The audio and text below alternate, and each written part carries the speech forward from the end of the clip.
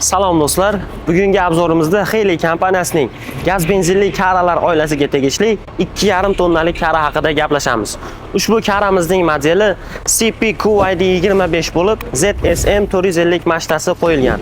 Ushbu mashta 2,5 tonna yukni 4,5 metr balandlikkacha ko'tarib berish qobiliyatiga ega.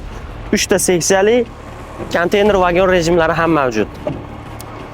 Karamiz avtomat korobka hisoblanadi hamda bokovoy smishenalari mavjud. Karamiz Yaponiyaning Nissan dvigateli bilan jihozlangan GCT K21 modeli hisoblanadi. Bir vaqtning o'zida gazda yoki benzinda harakatlanishi mumkin. Mana bu yerda gazga yoki benzinga o'tkazish uchun maxsus knopkalari joylashgan. Balon razmerlari 70012 oldi balonlari hisoblanadi hamda orqa balonlari 6009 razmerdagi balonlar hisoblanadi. Karamizda zavod tomonidan damlanadigan shinali balonlar o'rnatiladi. Mijoz talabiga binoan buni kauchukli balonlarga almashtirib berish imkoniyatimiz ham mavjud.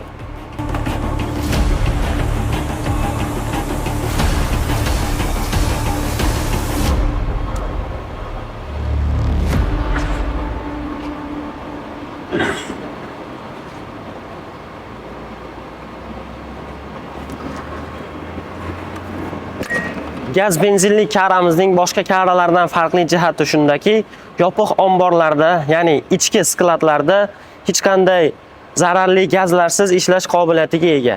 Karamizning benzin baki hajmi 60 litrni tashkil etadi. Orqa qismida ko'rib turganingizdek karamizning balon qismi joylashgan. Bu gaz balonga propan yoqilg'isi quyiladi. Agar propan tugab qolgan paytda benzin orqali harakatlanib turadi.